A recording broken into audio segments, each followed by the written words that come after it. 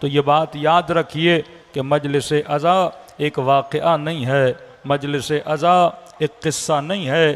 ہم یہاں پہ بچوں کو جمع کر کے قصے اور کہانیاں سنانے نہیں آتے کہ تاریخ میں ایک واقعہ ہوا تھا اب ہم بتا رہے ہیں، جبکہ ہر کسی کو پتا ہے، کوئی 50 سال کا، کوئی 60 سال کا، کوئی 40 سال کا، کوئی 20 سال کا، کم از کم جب سے ہوش آیا ہے شیعہ مجلسوں میں آ رہا ہے کہ ہم ریپیٹڈ چیزیں سننے آتے ہیں۔ ہر کسی کو پتا ہے امام حسین کیسے شہید ہوئے۔ نہیں میرے عزیز، تو مجلس میں آتا ہے اپنے وجود کی تہذیب کرنے کے لیے، تو مجلس میں آتا ہے خود کو حسینی بنانے کے لیے۔ دیکھیے جب تک زندگی میں معیار نہ بنایا جائے انسان کو پتہ نہیں لگتا کہ میرے وجود میں نقص کتنے ہیں۔ تو خدا نے اعلیٰ ترین معیار بنایا، جب اس اعلیٰ کو دیکھو گے تو اپنے اندر کے وجود کی کمی تمہیں نظر میں آئے گی۔ مثلا اگر میرے گھر میں 2 بلب لگے ہوئے ہیں، 2 بلب کی روشنی ہے اور سارے گھروں میں اندھیرا ہے تو میں کیا سمجھوں گا؟ میرا گھر تمام گھروں سے کیا ہے؟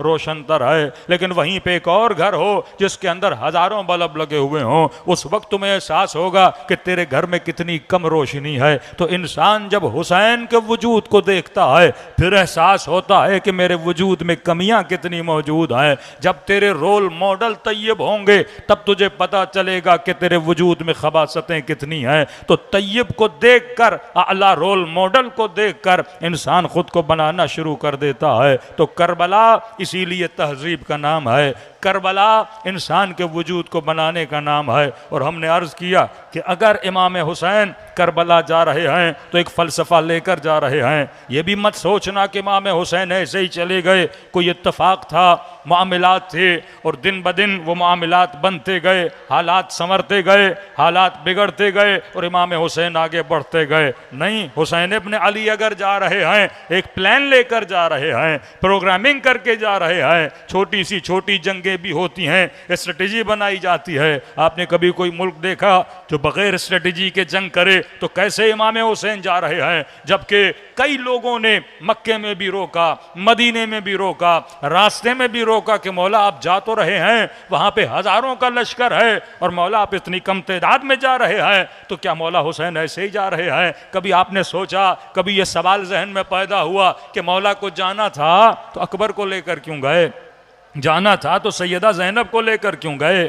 جانا تھا تو علی اصغر کو لے کر کیوں گئے؟ جانا تھا تو ننھی سی سکینہ کو لے کر کیوں گئے؟ آپ کو پتا ہے وہ دشمن جو جری ہے، وہ دشمن جو شقی ہے، وہ دشمن جو مبغض ہے، آپ اس کے سامنے بچوں کو لے کر کیوں جا رہے ہیں؟ کیونکہ امام حسین اس زمانے کے مسلمانوں کو بھی جانتے تھے اور اہل بیت کی نگاہ تا قیامت آنے والی نسلوں پر بھی تھی۔ آج جب جنگ صفین کا ذکر ہوتا ہے کہ بھائی یہاں قتل اصحاب ہوا، جب یہ بولا جاتا ہے جناب مالک کو قتل کر دیا گیا، جب یہ بولا جاتا ہے جناب محمد ابن ابی بکر کو قتل کر دیا گیا، کتنے بڑے بڑے اکابر اصحاب جو لشکر امیر المؤمنین میں تھے انہیں مارا گیا، تو ایک جملہ مسلمان بولتا ہے، اور وہ جملہ کون سا ہے؟ بھائی خطا اجتہادی ہو گئی تھی لہٰذا ہم سکوت اختیار کر دیتے ہیں۔ بھائی جنگ جمل میں اتنے مارے گئے، کہتے ہیں خطا اجتہادی ہو گئی تھی۔ تو امام حسین بھی جانتے تھے کہ جب قتل حسن خطا اجتہادی بن گیا، جب قتل اصحاب رسول خطا اجتہادی بن گیا، اور اس خطا کو خطا اجتہادی بول کر، جبکہ یہ جملہ نہ قرآنی ہے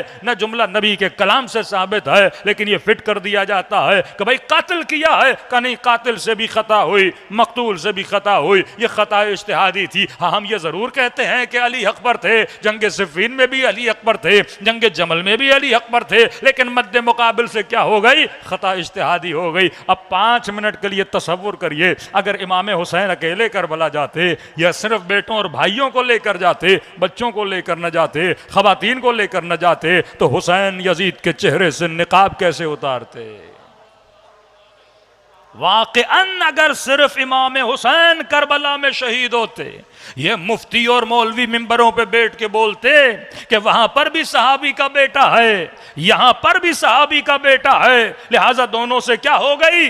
خطا اجتہادی ہو گئی. پھر آپ اس طرح عزاداری تھوڑی مناتے, پھر توہین مانا جاتا یزید کو برا بھلا کہنا کہ تم نبی کے صحابی کو برا بھلا کہہ رہے ہو. خطا اجتہادی ہو گئی. کیا معاملہ ہے, علی نے بھی تو قتل کیے تھے, خطا اجتہادی ہے. لیکن امام حسین کربلا جا رہے ہیں, ایک اسٹریٹجی بنا کے جا رہے ہیں کہ میں تمہیں بتاؤں ان کے خون میں آل رسول کا بغض کتنا ہے, ان کی رگوں میں اسلام کی دشمنی کتنی ہے, کہ عاشورہ کے دن اپنے 6 مہینے کے بچے کو اپنے ہاتھوں پہ بلند کر کے کہتے ہیں اے لشکر یزید, اگر تیری دشمنی ہے تو حسین سے ہے. پہلے یہ بھی تو بتا, کیا میں نے حلال محمد کو حرام کیا, کیا میں نے حرام محمد کو حلال کیا؟ چلو تیری دشمنی حسین کے ساتھ ہے, لیکن یہ بتا 6 مہینے کے بچے نے تیرا کیا بگاڑا ہے؟ کہ اسلام کے ناطے نہیں, انسانیت کے ناطے پانی پلا دو. تو وہاں پہ مولا کیا بتانا چاہتے ہیں؟ یہاں مسئلہ اسلام کا نہیں ہے, مسئلہ آل علی کا ہے, مسئلہ دشمن آل رسول کا ہے, مسئلہ اسلام کی دشمنی کا ہے.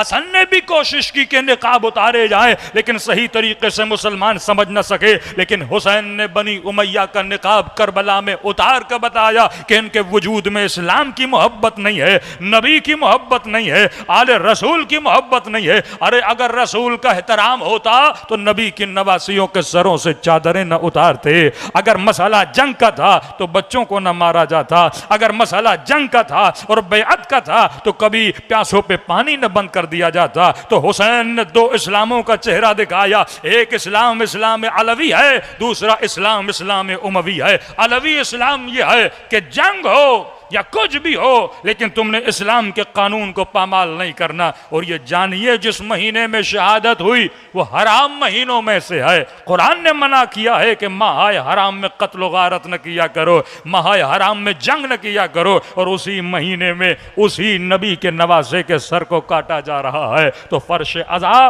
حق و باطل کی پہچان کے لیے ہے کہ یہ پہچان جو اہل بیت کے مقابلے میں آئے وہ جہل کامل تھے, وہ جہل کامل تھے, اور جس کے مقابلے میں آ رہے تھے وہ عقل کامل تھا. اگر طیبوں کے ساتھ رہو گے تو طیب بنو گے, اگر ظالموں کے ساتھ رہو گے تو قیامت میں انہی کے ساتھ تمہارا شمار کیا جائے.